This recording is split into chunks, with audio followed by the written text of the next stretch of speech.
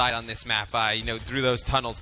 It's a lot harder to run those routes. I think the best way to run the flag is over towards that light side if it's over on the right-hand side. So if Josh were to pull this flag and just run it to his right-hand side, I think that's the best way to run it. But very difficult to get this one through tunnels.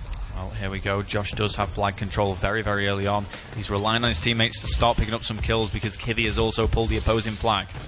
Yeah, Kivy's got that flag out as well. So it looks like they're going to start running the flag at each other.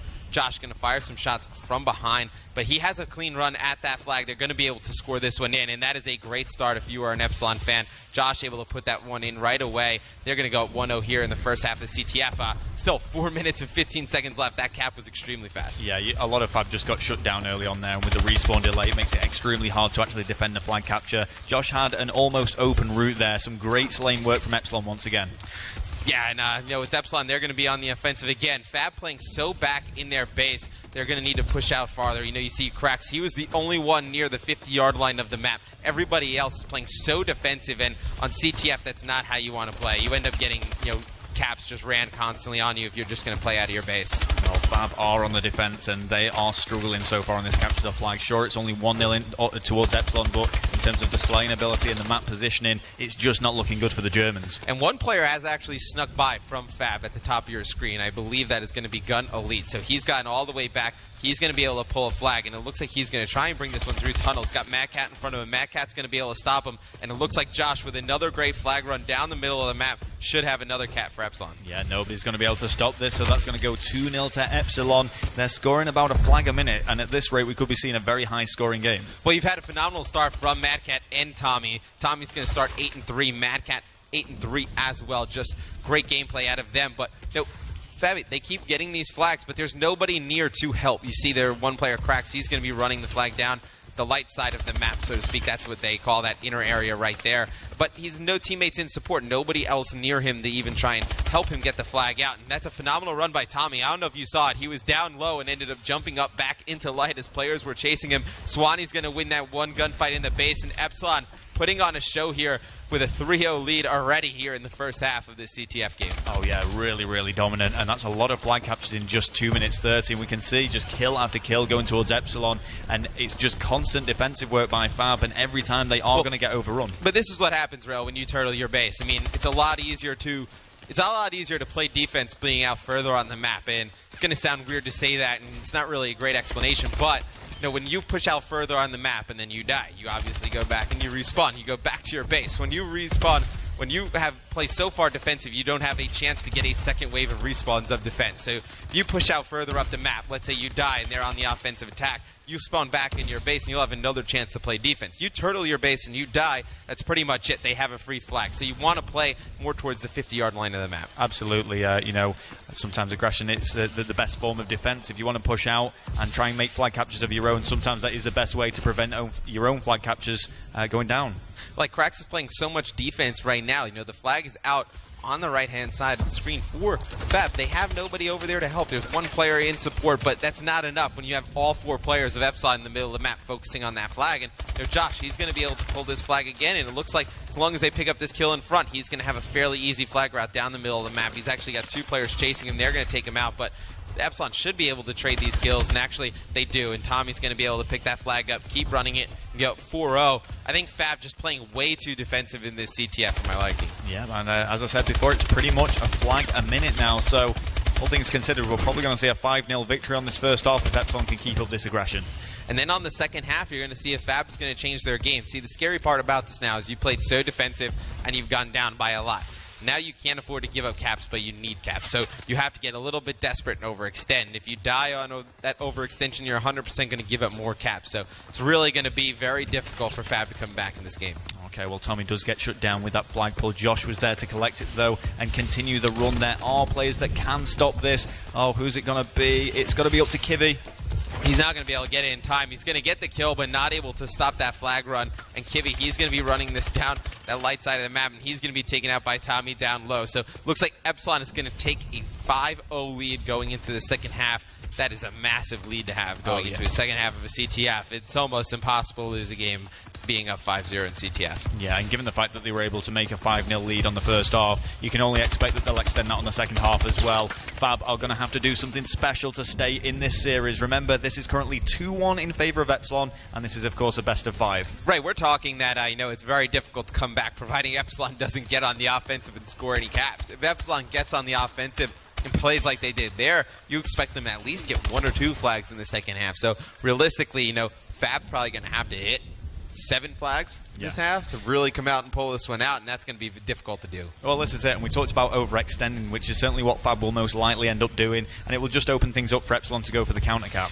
Yeah, it's definitely going to make it a lot easier for Epsilon to go for counters. If Fab's just going to keep overextending off the spawn, it's going to make it all the lanes pretty much open for Epsilon. They're going to mess up their own spawns. Your own spawns matter a lot in CTF of where you spawn your teammates. So they're really just going to mess the game up a little bit, and definitely not in their favor. Well, Fab are going for it. Krax has made the pull, but gets shut down. Madcat and Josh picking up kills. Kivi's going to continue the run, but remember, Josh has actually made a pull of himself, and they will sit in this stalemate position. Oh, that's great play from Kivi to actually pick up the kill, but the flag run has been continued. Yeah, the flag run's still been continued. So Kivi picks up the flag carrier, but not able to return the flag, and his flag is actually going to get returned. Both flags go back to base, actually, so both flags return home, but it looks like a player from Epsilon able to pull this. It's going to be Swanee. He's going to be down on that light side of the map. He's going to be running it all the way straight down. He has no teammates in support, but only 2 teammates on the other side of the map.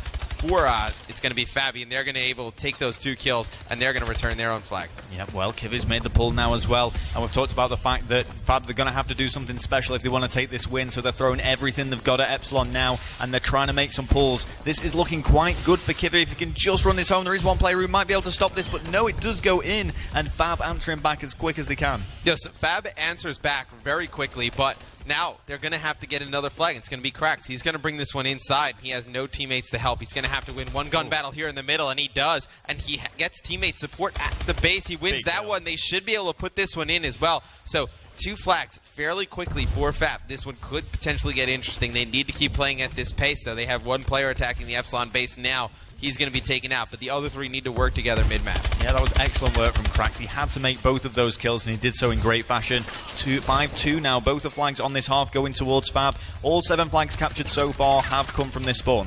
Yes, they all have come from the spawn. Very good point, Rel. I was actually going to note that as well, that we haven't seen a flag scored from the Epsilon side of the map yet, and it's going to be Fab. They're going to pick up the flag, get shut down right away, but still, they're doing a much better job of attacking in the second half. Yep, so here we go with Josh. Josh, the heavy objective player for Epsilon. We can see him with 3 captures under his belt. On the uplink game, we saw him dropping negative in terms of kill death, but getting a lot of uplink captures too, and you need a player like this on your team. He's got to do the dirty work. Absolutely, yeah. I think him and Tommy really kind of share responsibilities. I think there are games that Josh can really excel in. He can go off, and then Tommy kind of picks up that OBJ work. But I think Josh does a fine job doing it. I mean, right now, 18-3 with 3 caps to his name. That is just a phenomenal stat line from an OBJ, and I love the flag route that he's taking. He's running that flag directly towards his teammates who can help support him. Yeah, if he manages to get this capture, I don't know if Fab will be able to get back into it, but there is still hope for them yet. They need to get that flag returned to the home base, but it's not looking like it's going to happen. Swanee's advancing, and he does make that kill. Yeah, he's going to go down. Tommy's going to be able to pick up the flag and try and keep it running. He's got 2 players behind him, and it looks like Fab, they're going to be able to return that flag. So huge play right there. I think that flag goes in. It's 100% game over. Right now, Fab trying to keep their tournament lives alive. Oh yeah, there is still hope for them yet. I mean, they're starting out strong on this capture the flag, but they're not capturing those flags as quick as Epsilon were. Big kill there with a melee from Krax as the flag does get picked up. It looks like it's just going to take this straight down the middle. Yeah, that was a nice run by Krax, and minute 32 seconds to go. 5-3 in favor of Epsilon. I know Fab going to have to get on the offensive. They're going to be able to pull another flag. Let's see if they can win some gunfights and get it out. 2 gunfights going to go in their favor. The flag's going to be returned, so they're going to have to pick it up and run it again, but they do have control over tunnels. They should be able to push through here. Now you just need to focus on getting these kills on the OE, and you have Tommy. He's going to pull the flag for Epsilon, try and do some damage in the Fab base with it. This is really, really interesting. Fab could do this. They were 5-0 down. He needs to make this kill. Oh, and he is unable to do so. Huge kill there by Madcat. That kill by Madcat may have just saved this becoming a very interesting game. If they're able to put that one in 55 seconds, have no chance to get one flag for a tie. It looked like they were mounting a ton of momentum. They were figuring out ways to crack that Epsilon base, but Mad Cat shut that down mid-map. I think that's probably the game. Oh yeah, especially with 20 picking up kills now at the enemy base as well. It's actually looking like Epsilon may be able to finally get a flag capture on this side. He needs to make this kill in order to do so, and he is going to be able to do that. This flag should run all the way home, and that's going to make it 6-3 with 27 seconds left on the clock. Epsilon will be taking this round, and it will mean it's a 3-1 victory in this best of 5. Epsilon looked really good in the CTF, really good in the uplink. You know, the S&D, they struggled a little bit. We talked about how good their S&D was coming in. The hard point they struggled in as well, but able to take the series over Fab. Well, Krax isn't giving up just yet. With 8 seconds left on the clock, he's trying to get a final flag capture, and it will just, of course, be a consolation. I don't think he's going to make it anyway, but... No, he made it. No, he did make it. There we go. So it was only 6-4. He can tell all his friends he only lost by 2 flags. Just still trying all the way to the end. Gotta love